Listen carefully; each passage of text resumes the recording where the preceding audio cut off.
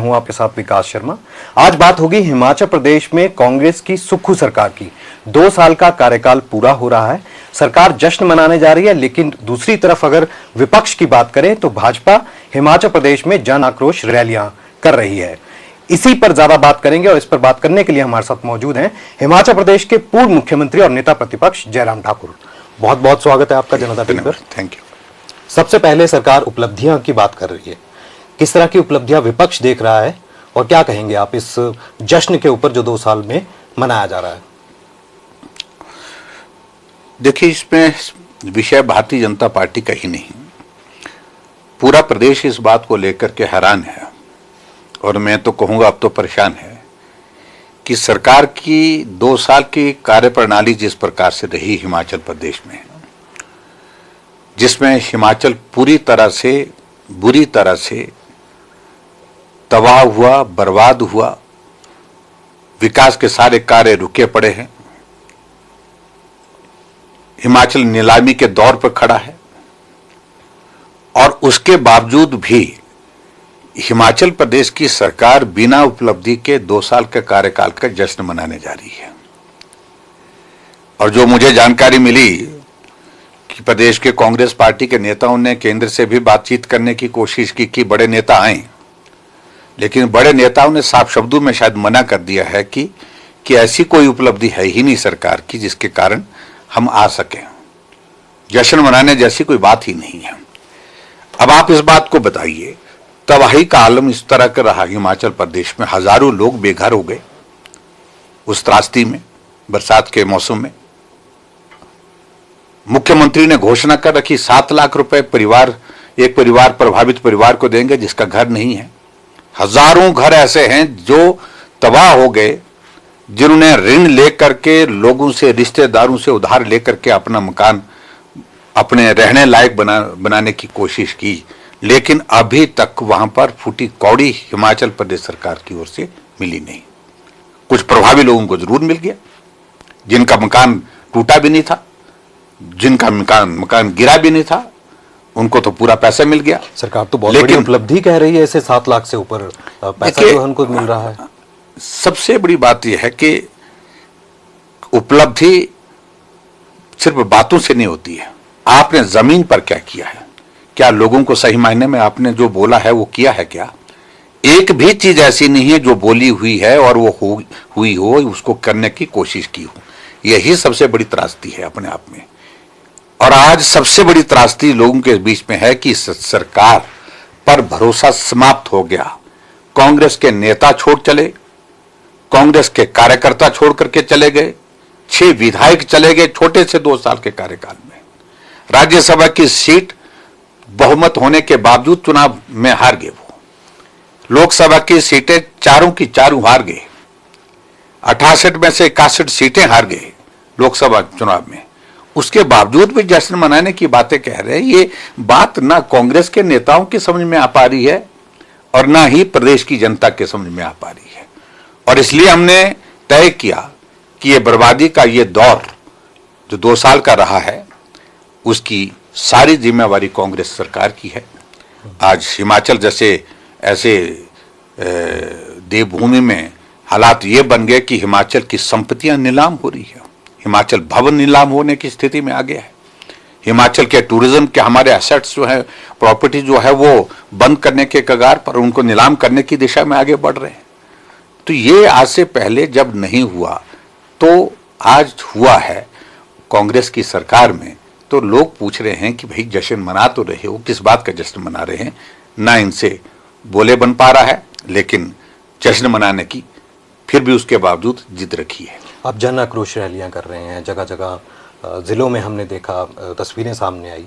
किस तरह का आपको जो समर्थन है वहां पर लोगों का मिल रहा है? नहीं, आप देखिए, आप जहां भी जा रहे हैं लोग बड़ी संख्या में आ रहे हैं और जोश के साथ आ रहे हैं, रोष के साथ, आक्रोश के साथ अपनी बात जो है वो जाहिर कर रहे हैं।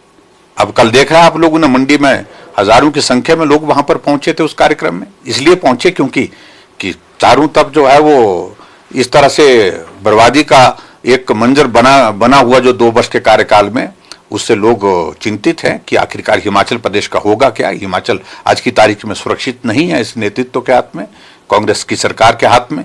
ऐसी सूरत में अपनी बात कहनी चाहिए, अपनी बात कहने के लिए हमको निकलना चाहिए। हजारों की संख्या में लोग हिमाचल प्रदेश में सभी जगह जहां जहां पार्टी ने कार्यक्रम तय किए हैं वहां पर लोग पहुंचे।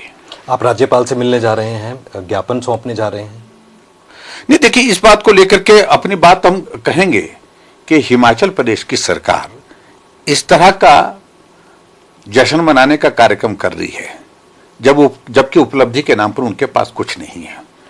करोड़ों रुपए हिमाचल प्रदेश की जनता का खर्च कर रही है, करोड़ों रुपए खर्च कर रही है, और उपलब्धि के नाम पर जब कोई चीज है नहीं, ऐसी सूरत में हालात ये बन गए हैं कि आउटसोर्स कर्मचारी हमको मिले, कहा कि 4 महीने से उनको सैलरी नहीं है। आउटसोर्स कर्मचारी 10,000 से ज्यादा तो हटा दी है। आउटसोर्स कर्मचारी को सैलरी नहीं, पेंशनर्स को पेंशन समय पर नहीं मिल पा रही है, जो सैलरी एम्प्लॉयज हैं जो उनको सैलरी नहीं मिल पाई है। तो ऐसी सूरत में हिमाचल प्रदेश करोड़ों रुपए खर्च करके अपना जश्न मना रही है। सीपीएस की कुर्सी बचाने के लिए 10 करोड़ के लगभग उन्हें वकीलों को दे दिए, लेकिन कर्मचारियों की सैलरी और पेंशन देने के लिए पैसे नहीं है। उनकी जो है हिमाचल प्रदेश में जो रिम्बर्समेंट का पैसा मिलता है इलाज करने के बाद, वो पैसा उनको जो है वो मिल नहीं रहा है, ऐसा वो सब लोग बोल रहे हैं। और हिमाचल प्रदेश में सबसे बड़ी बात तो ये है कि गारंटियां आपने दे रखी, गारंटियों में आप कह रहे हैं कि हमने गारंटियां पूरी कर दी। कौन सी गारंटी पूरी हुई?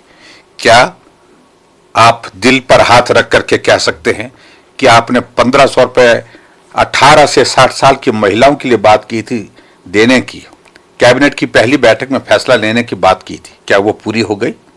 अगर पूरी हो गई होती तो आज 23 लाख महिलाओं से भी ज्यादा की संख्या को वो पैसा मिल रहा होता, लेकिन नहीं मिल रहा है। आपने गारंटी दी थी कि 300 यूनिट बिजली फ्री देंगे। आप 300 यूनिट की बात तो छोड़िए, आप 125 यूनिट जो दे रहे थे भारतीय जनता पार्टी की सरकार, वो भी आपने बंद कर दी। आप गारंटी की बातें कर रहे हैं। आपने कहा था कि हिमाचल प्रदेश में गाय का दूध, भैंस का दूध, उसके लिए भी तय किया था 100 रुपए और 80 रुपए लीटर के हिसाब से, लेकिन 2 साल का बीतने के बावजूद भी अभी उस वादे को पूरा नहीं कर पाए। आप हिमाचल प्रदेश में कहे थे कि 5 लाख बेरोजगारों को नौकरी देने की बात कही थी। आप 5 नौजवानों को नौकरी नहीं दे पाए इन 2 वर्ष के कार्यकाल में। क्या इन सारी बातों का जवाब आपके पास है? आपने हिमाचल प्रदेश में कहा था कि हम गोबर की गारंटी देंगे, और अब कह रहे हैं कि हम 11 तारीख को घोषणा करेंगे। 11 तारीख को घोषणा करने का कोई औचित्य है नहीं। अब जो बातें आपने कही थी वो पूरी तो हुई नहीं है। तो उस सूरत में अगर आज की तारीख में हम देखें गारंटी की बातें, गारंटियां जहां थी वहां की वही हैं, कोई गारंटी पूरी हुई नहीं। और गारंटी पूरी ना होने के साथ साथ में गारंटियों से खुलेआम मुकर रहे हैं। टैक्स हिमाचल प्रदेश में कोई जगह नहीं बची जहां पर टैक्स नहीं लगा। जल जीवन मिशन के अंतर्गत हर घर में नल और नल में शुद्ध जल, ये अभियान आदरणीय प्रधानमंत्री जी ने जब शुरू किया तो हिमाचल पूरे देश का पहला राज्य था जहां हर घर में नल का काम हमने पूरा किया, भारतीय जनता पार्टी की सरकार। अब जब नल लग गए तो सुखू जी एक नल को ढूंढ करके वहां पर 100 रुपए के हिसाब से वहां पर किराया ले रहे हैं। और शहरी क्षेत्र में तो मैं कल बिल देख रहा था, जहां 700 बिल आता था वहां 1900 साढ़े 1900 बिल आया हुआ है। उस आदमी का बिल मेरे को हाथ में दिया है मेरे को कल। और यहां पर ट्रांसपोर्ट मिनिस्टर कहते हैं, डिप्टी चीफ मिनिस्टर कहते हैं कि बसों में जो फ्रेट चार्जेस की बातें जो जयराम ठाकुर कह रहे हैं वो झूठी है।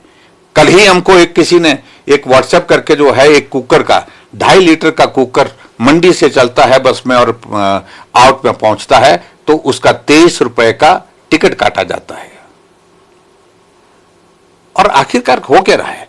पूरे देश भर में स्वच्छता अभियान के अंतर्गत प्रधानमंत्री मोदी जी ने शुरुआत की कि हम टॉयलेट हर घर में, प्रधानमंत्री आवास योजना में भी हर घर में टॉयलेट बनेगा।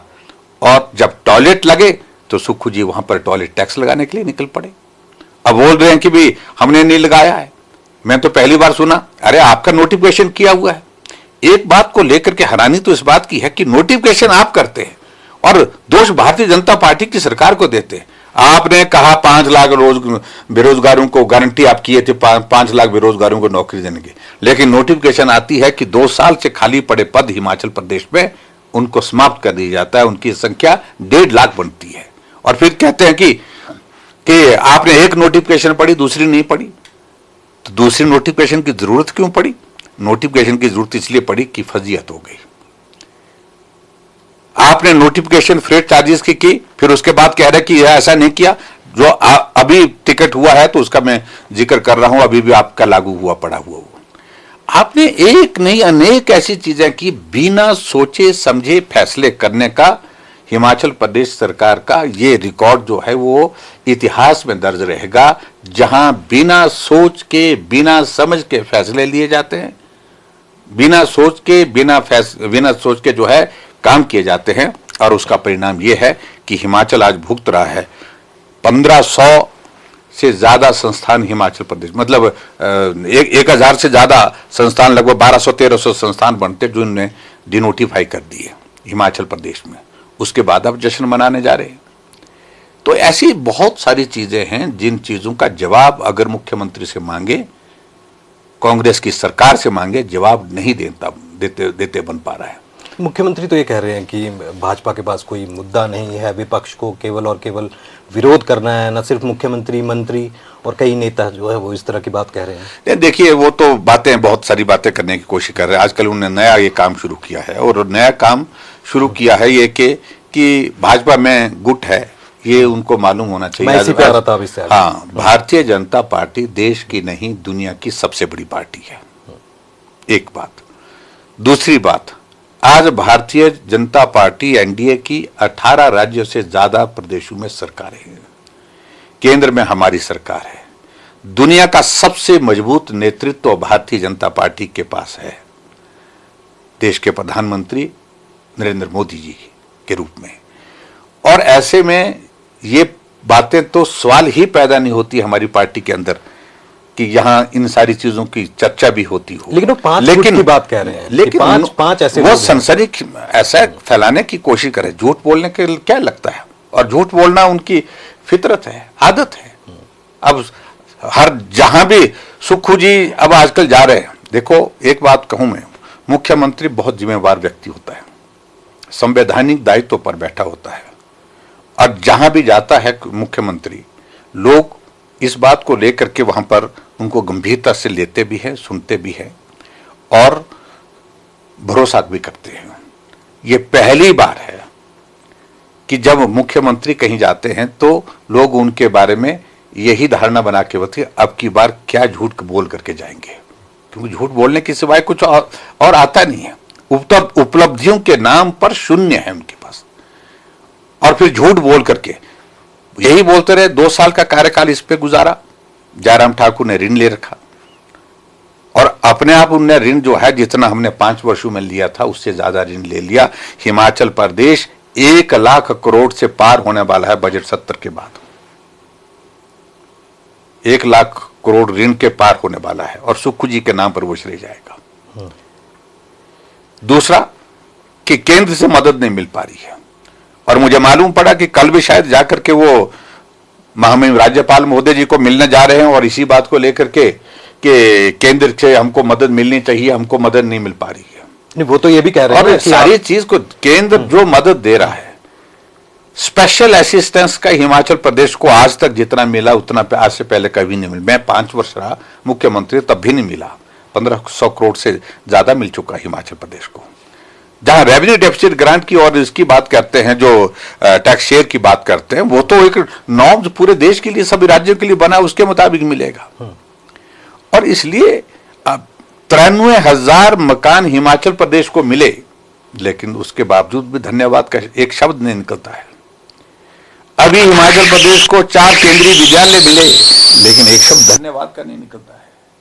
अभी प्रधानमंत्री जी ने यहाँ पर सैकड़ों करोड़ रुपए के हेल्थ के हमारे नड्डा जी के साथ मिलकर के वर्चुअली कार्यक्रम करके उद्घाटन और शिलान्यास किया, लेकिन उनकी ओर से, सरकार की ओर से एक आदमी थैंक्स करने के लिए भी नहीं बोलता है। तो मुझे लगता है कि विकृत सोच है ये, जो वर्तमान सरकार की स्थिति है, उनके नेतृत्व की स्थिति है। लेकिन वो ये कह रहे हैं सर, देखिए सीधा सवाल है, बाहर निकलना चाहिए। हम सोचते थे कि खुलापन होगा, लेकिन अच्छा सोचेंगे। राज्य सरकार ये बात कह रही है, बदले की भावना से काम करना, बदले की भावना से। इसको बंद करो, इस यूनिवर्सिटी को बंद करो, इस कॉलेज को बंद करो, इस संस्थान को बंद करो। इसके सिवाय किया क्या है 2 साल के कार्यकाल में?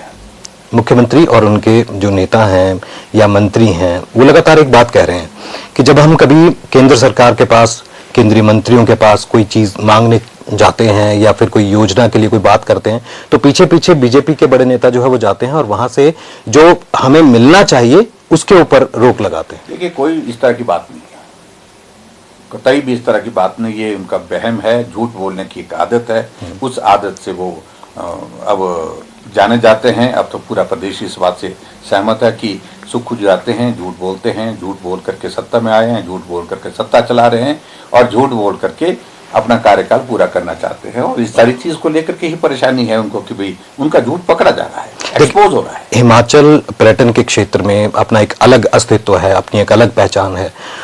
नॉर्थ के जितने भी राज्य हैं उनमें अग्रणी श्रेणी में आता है, लेकिन पर्यटन में जो पैसा मिलना था 23 राज्यों को मिला, लेकिन हिमाचल का नाम उसमें नहीं है। देखिए, पहली तो बात यह है कि प्रोजेक्ट बना करके भेजे क्या आपने केंद्र के सामने अपना पक्ष प्रभावी ढंग से रखा है? क्या केंद्र को सिर्फ गाली दे करके आप मदद वहां से ले पाएंगे? ऐसा भी नहीं होता है। आपको अपना पक्ष प्रभावी ढंग से रखना। जब हम इस बात को लेकर के कि पूरे देश भर में 3 bulk drug pharma park advertise हुए, हमने कहा हम अपना पक्ष रखेंगे। छोटा सा प्रदेश, हम बड़े राज्यों की श्रेणी के सामने हम बहुत छोटे थे, लेकिन पक्ष रखा, दमदार तरीके से रखा, कॉम्पीट किया और कंपटीशन में उसको लिया। मेडिकल डिवाइस पार्क हमने लिया, पूरे देश में 3 मिले और 1 हिमाचल प्रदेश को मिला। आप जिस काम को करना चाहते हैं उसके लिए आप होमवर्क भी तो करिए। ऐसा नहीं है कि भाई आप जो है वो बोल करके ही अपनी बात कह करके पक्ष रखना चाहिए। दमदार तरीके से पक्ष रखिए, प्रभावी ढंग से पक्ष रखिए। और सबसे बड़ी बात है कि वर्तमान सरकार का विकास के साथ, प्रदेश के विकास के साथ कोई रिश्ता ही नहीं रह गया और ये सत्ता 5 साल तक चले जैसे कैसे चले।